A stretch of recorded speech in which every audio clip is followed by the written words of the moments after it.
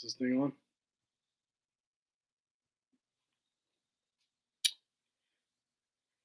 Okay. Let me just make sure that I have everything set up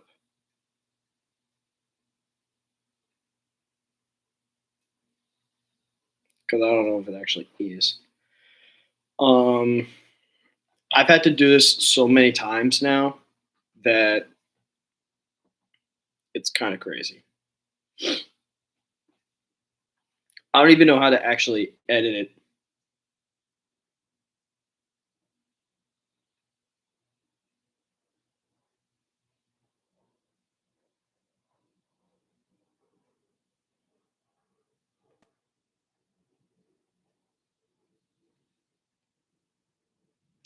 I'm just gonna roll with the flow.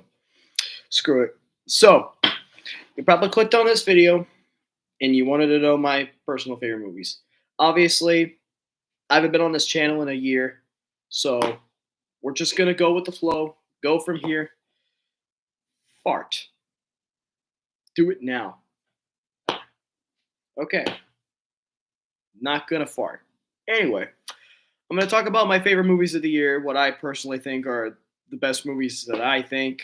If you have your own opinions, let me know in the chat. I'll read it.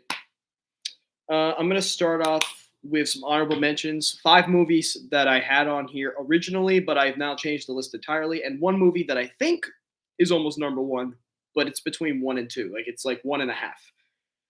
We'll start off with Terrifier 3. Terrifier 3, it's all right. It's a decent movie. Not a fan.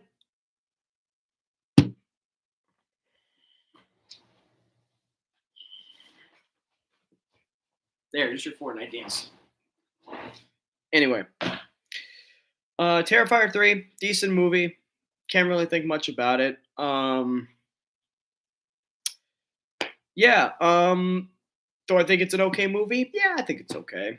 It's just maybe it's not for me. But Terrifier 3 was solid. It's better than the first two. I'll say that. So I didn't like the first Terrifier. Second one's all right. Fell asleep. Had to rewatch it. And the third one was pretty good. Then I have Smile 2. Smile 2. It's all right. Look, I mean, like when it came out, I thought it was cool, and now it's just kind of whatever. Excuse me. Obviously, it could be so much better of a movie. I think that so many people underestimate how big of a deal it should be, and Naomi Scott's criminally underrated in that movie. She's criminally underrated, and she's super good looking, so that makes it 10 times better, I guess, if that's the criteria you're going with. I think the makeup is really good, but it falls apart in the second half. The movie falls apart. It's also a little too long, personally. So whatever. Um, Next, I have here The Instigators. Decent movie. I think. I think it's pretty funny, personally, but I'm not thinking too much about it. So yeah, I like it, but you know, people don't like The Instigators. I don't get it. Like The Instigators is a funny movie. I don't see why y'all hate it. Um, I also have here Craven the Hunter. Craven the Hunter is an entertaining movie, but it shouldn't be a top 10 movie to a lot of people. A lot of people don't like it, and a lot of people think it's better than Madam Web, which I'm one of them. I'm one of the people that thinks it's better than Madam Web. Um, in terms of as a movie as a whole, it's not that great, but there are some redeeming parts, like Aaron Taylor Johnson, who also did really well in the next movie I'm going to talk about in the honorable mention. But for some reason, this movie could have had a better writing department. And JC Chandler's direction is okay, but it's not great. The worst parts of the movie are Rhino. Like Rhino as a villain's cool, and I like him in human form, but when he becomes Rhino, he sucks. Like his effects look horrible. Horrible. Looks like a bunch of Play-Doh in costume form. Um so yeah, not that big of a fan of it. No, I don't like it. And some of the other acting is just whatever. And then the other movie I have as an honorable mention is Nosferatu. When I saw this in theaters, I had a lot of high hopes. My expectations were this high. They were this high.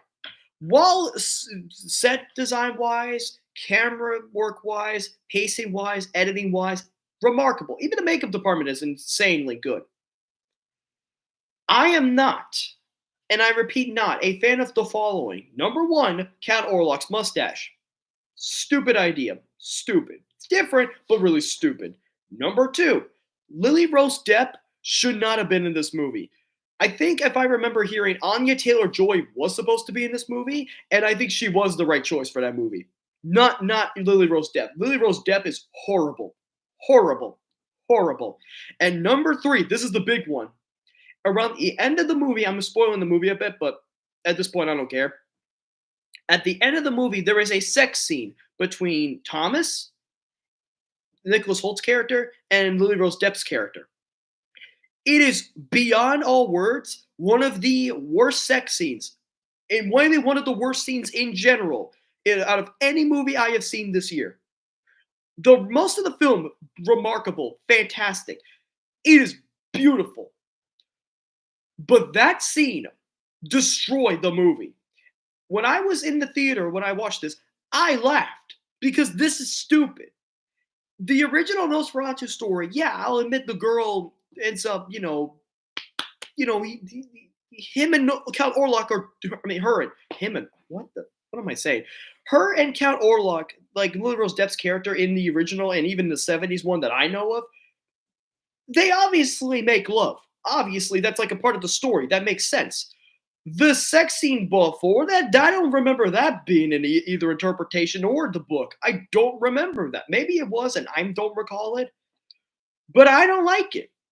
I don't like it. I hate it. And maybe that's just me personally. Not a fan of the constant nudity. Don't like it. Now, the redeeming parts of the movie I do like are Nicholas Hoult acting. He's great in this movie. Emma Corrin, really good in this movie. Aaron Taylor Johnson, really good in this movie. Willem Dafoe, awesome in this movie. He deserves an Oscar nomination for this movie, or two other movies he did this year. We'll get to him later in this list because he did amazing this year. And Count Orlok, played by Bill Skarsgård, awesome. He did a great job.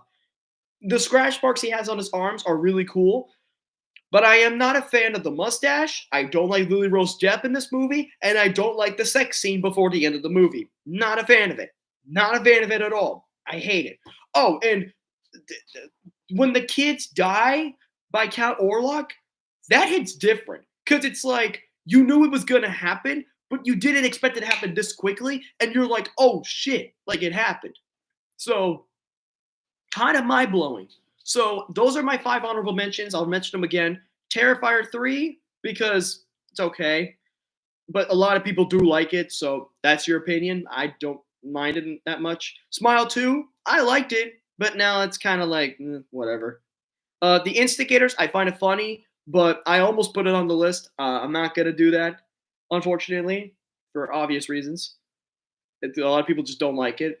I have Craven the Hunter, which I found very entertaining, but it's not a favorite movie of the year. It's just a lot better than Madam Web, which I want my time back from that movie. That movie sucked. And Nosferatu could have been a great movie, but a few acting choices and a few minor mistakes ruined the movie. And again, the sex scene before the big climax at the end, before the big ending scene, they're not good at all. They're not good. But other than that, let's go right into the top 10 list I have here on a list. We're going to start with number 10. I'm going with Transformers 1. Transformers 1 is a good movie. A great movie. I've seen it twice now. What I don't get is why Michael Bay has no love at the Oscars. Or even at maybe at the Globes, I think he was nominated, but he's not getting any love anywhere. Like nowhere. Not that I'm aware of. Maybe he is and I'm just tripping. But it's such a great movie to see Transformers finally have some kind of acknowledgement since Bumblebee. And Bumblebee was a really good movie, but I don't know why no one's talking about it enough. And now we're having the same problem with Transformers 1. Because of all the movies before it and all those live action stuff, now it's like we all forgot Transformers is still a thing. Like they were originally just cartoons. So now seeing it in animated form, I thought it was really good. Seeing it as a prequel to both Bumblebee and the eventual Shia LaBeouf Transformers movie that we all kind of adore and not really, depending on your perception of the movie. I think a lot of people do like it. I'm one of them. I do love the movie. I think it's pretty entertaining.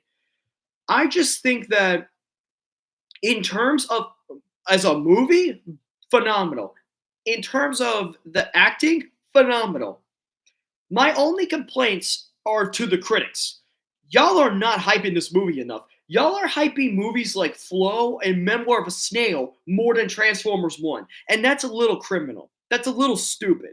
We're giving more love to animated dramas over animated like action movies. And I'm not happy about it. There is a really good animated movie I have at top 5. But it's not any of those two because A, I've never seen either of them. And B, we're kind of overrating movies that shouldn't be at the Oscars. Like, if we want the Oscars to be fun, like the Globes, we should be nominating Transformers 1, but I don't think they're going to do it. I don't even think they have the cojones to do it. But if they do, great. Michael Bay finally got an Oscar nomination, I think. I don't know if the animated film does acknowledges producers, but if they do, Michael Bay should be mentioned. He should be mentioned. So, number 10, I'm putting Transformers 1. It's a bit of a hot take, but I'm keeping it on there. Also, keep in mind, these are my opinions. So if you have any opinions, let me know in the chat. Let me know in the comments. I'll read them. And I'll respond to them too. Number 9, I have Twisters. Twisters is a great movie. Great acting choices. I'm not a fan of the little love triangle thing between the main girl, Anthony Ramos, and Glenn Powell. Not that crazy about it, but I can get over it. Because Glenn Powell's great in this movie. Anthony Ramos was great in this movie. The main girl, I forgot her name. She's really good in this movie. The effects are phenomenal. Love the sound design. Camera work is great. Pacing's good. Editing's good. It's a good movie. All around, good popcorn entertainment. Watching it in a movie theater is insane. I felt like I was shaking in my seat the whole time. It was awesome. I loved it. Great movie. Very entertaining. I'm going to move on because I don't want to go too much into this one.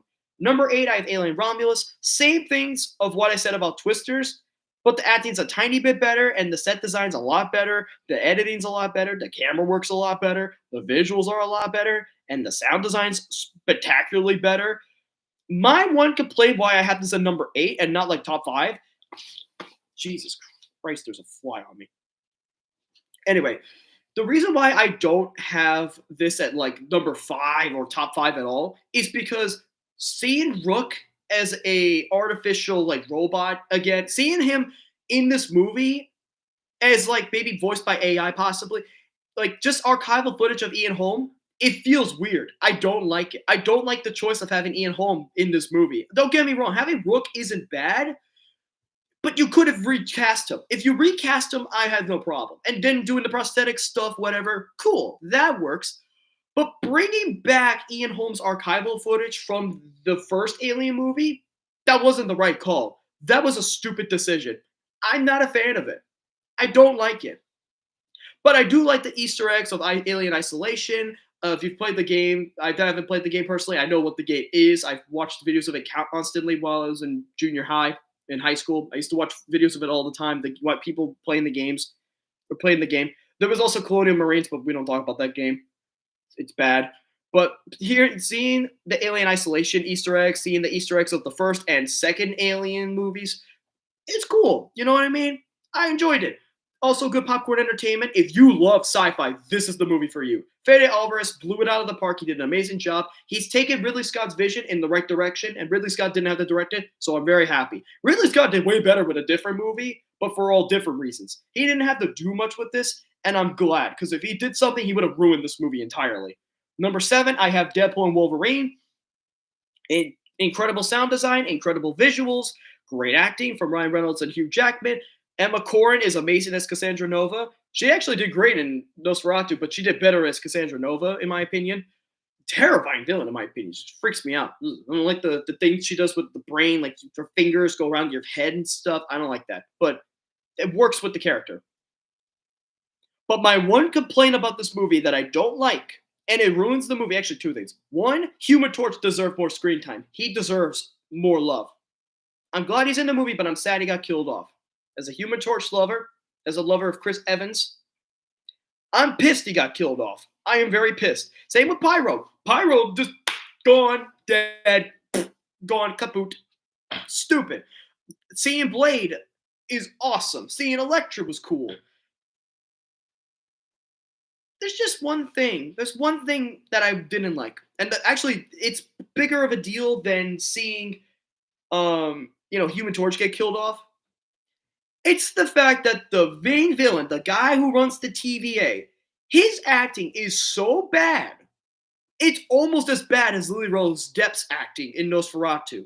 But I can handle it because at least it works with the plot, which, if there is any, because a lot of people complain there's no story to Deadpool Wolverine, and they love the first two movies better because it has a story at least. This one has a story, it's just not as good as the other two. But it works well because, hey, the TVA's got to be used for something other than Loki, because clearly we can't do anything with that now.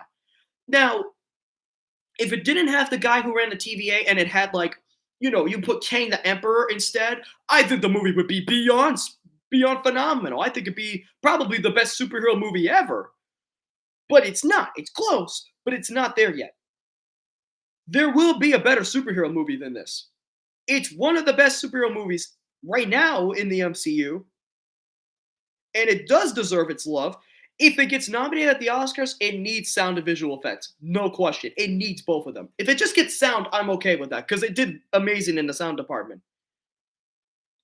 My one thing, don't like the villain. I don't like the guy who runs the TVA. That's my huge complaint.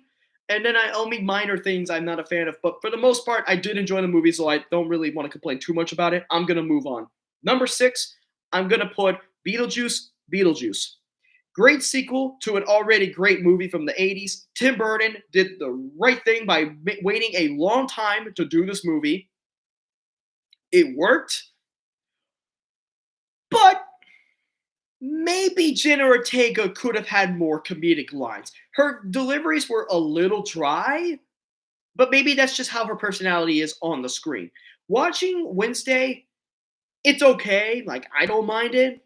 I don't think we need a second season of it, but whatever. I do think she was the right call to be in this movie. I think bringing back most of the original cast was a great call. Excuse me. Having a Danny DeVito cameo was great. But the best part of the movie isn't even Michael Keaton. It's Monica Bellucci.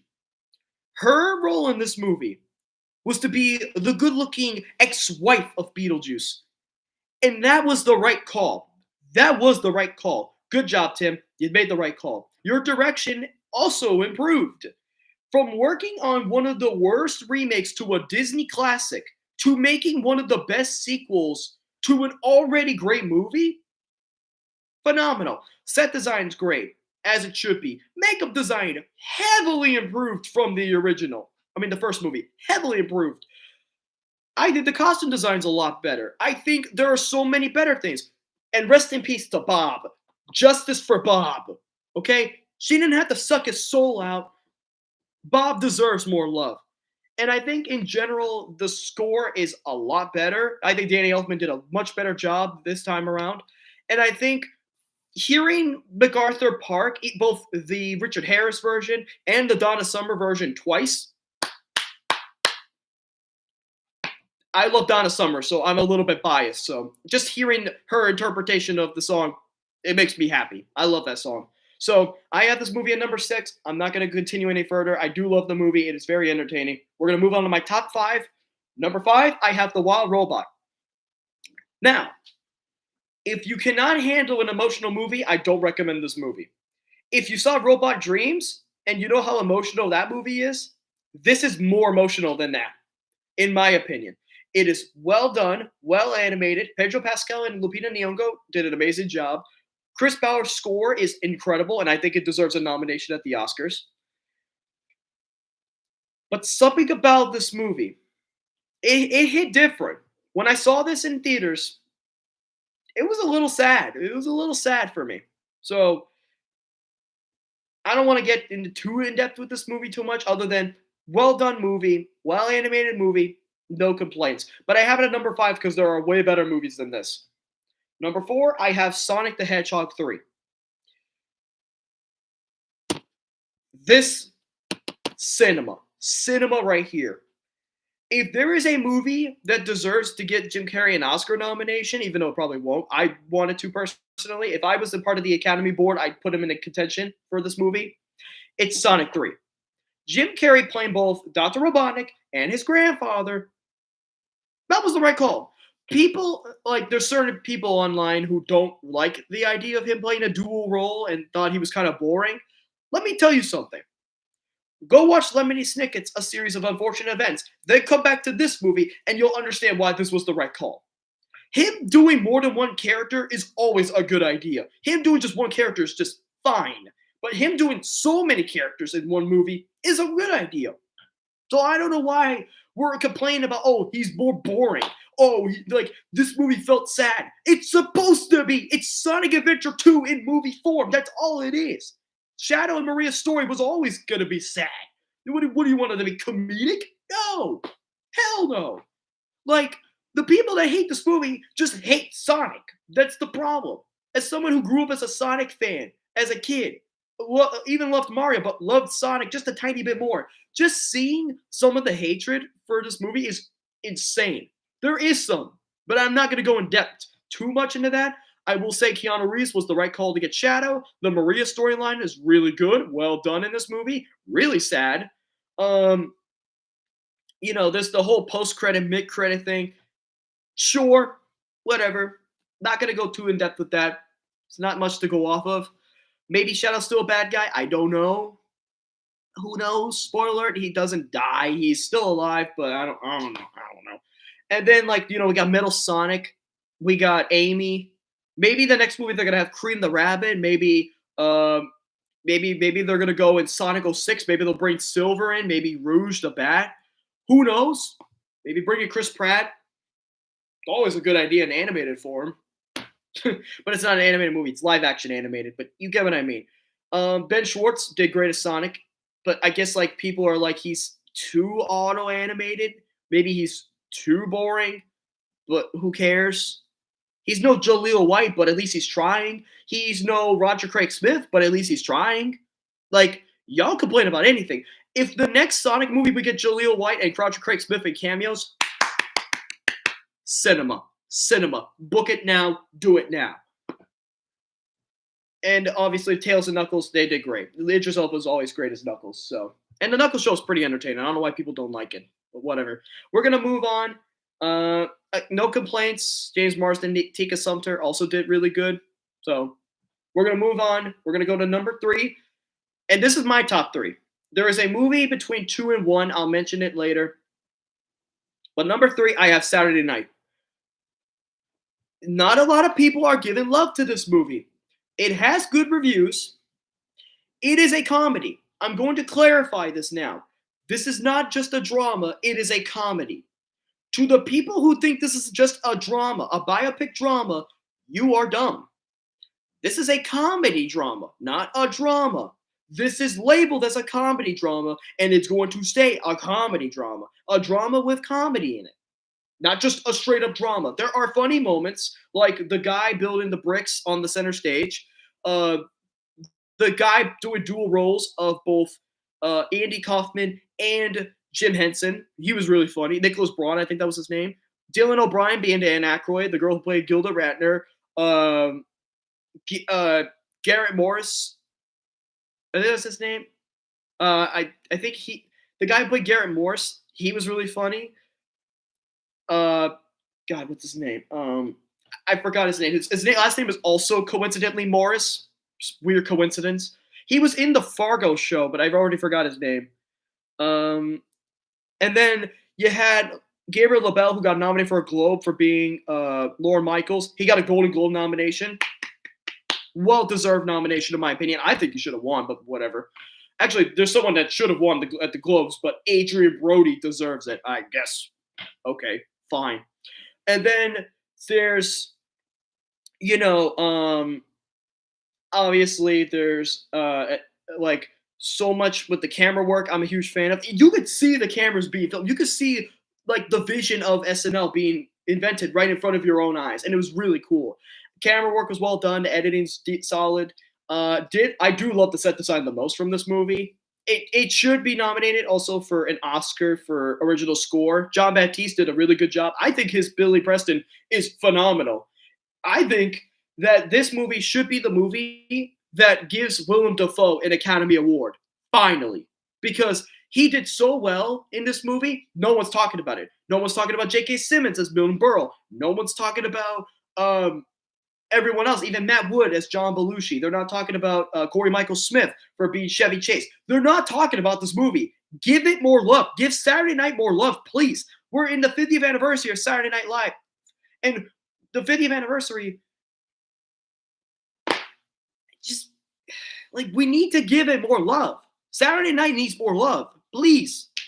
Like if it gets more than one nomination, I'm beyond happy. Even if it just gets original score, I'm happy. And original screenplay should go to Jason Reitman and Gil Keenan. They both made an incredible script to this movie. They did a great job.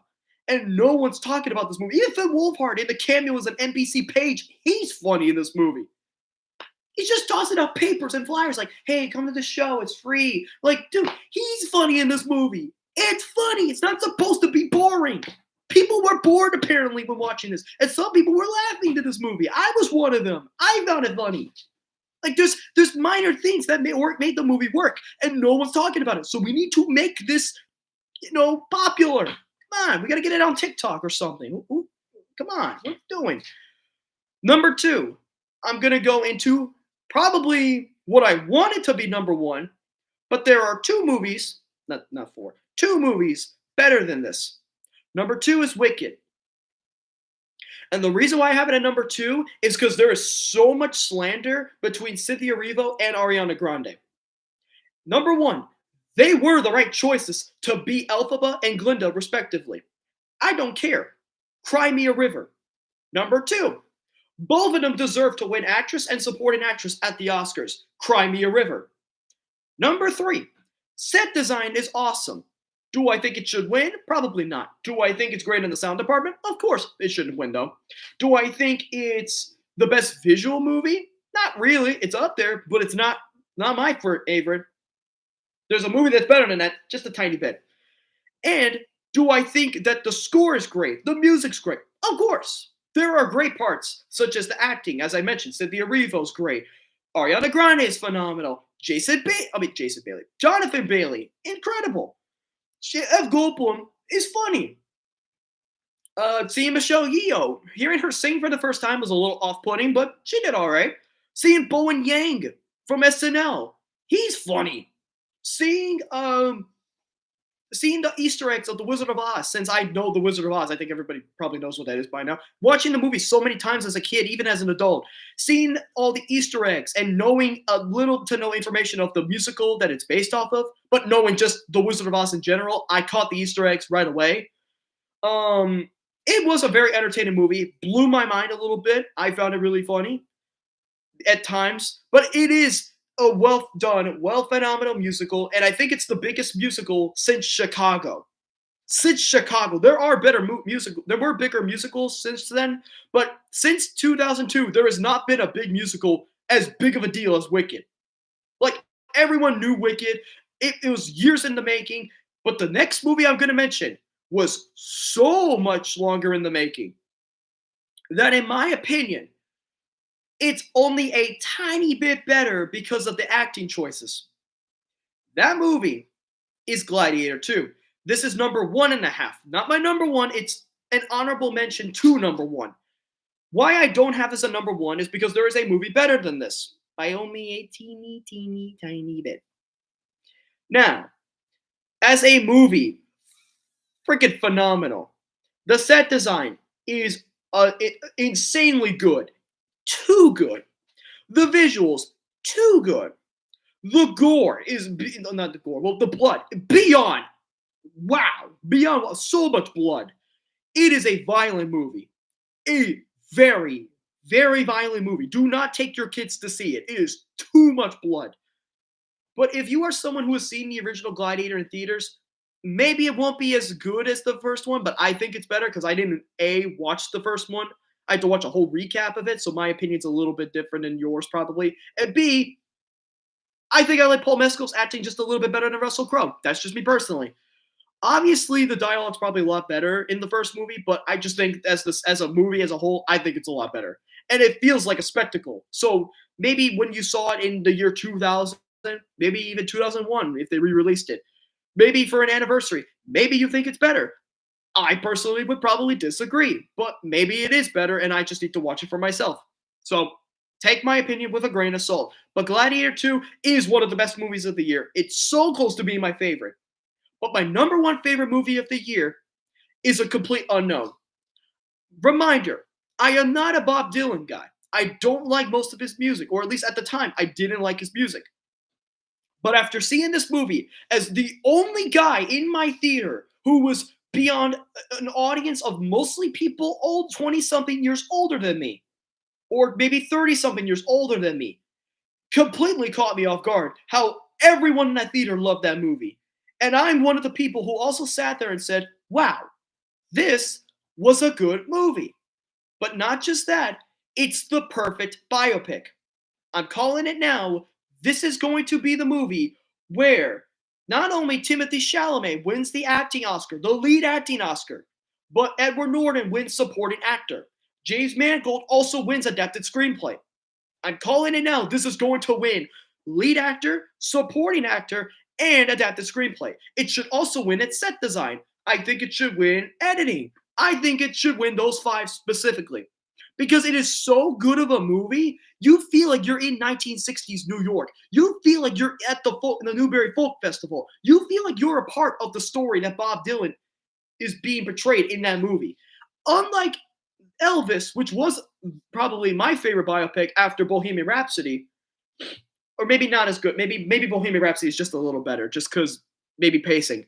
This movie is better edited, better filmed, more authentic, and Boyd Westbrook was super underappreciated as Johnny Cash. He did a really good job. So just seeing like the little like story of Bob Dylan being portrayed in front of my own eyes as someone who didn't grow up with his music but had people in my family who probably know who he is, who probably have heard a few of his songs before. It's a good movie, but not just that. Again, the perfect biopic since Bohemian Rhapsody.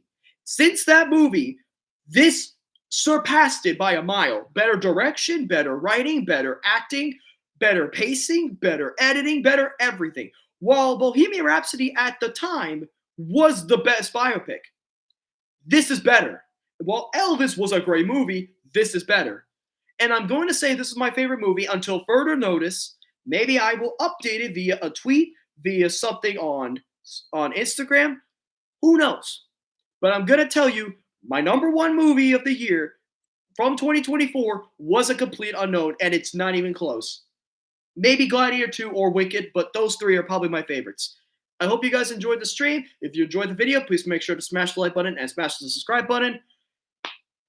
I just wanted to do the stream because I need to be consistent on this film channel. I'm going to try to make as many videos as I can. Let's see where this film journey goes. If you enjoyed it, come along with me for the ride. I'm going to try to cover the Globes as well, give you my honest opinions about the Globes as well, because what happened at the Globes, am I right? Anyway, I'll see you guys in the next video. Deuces.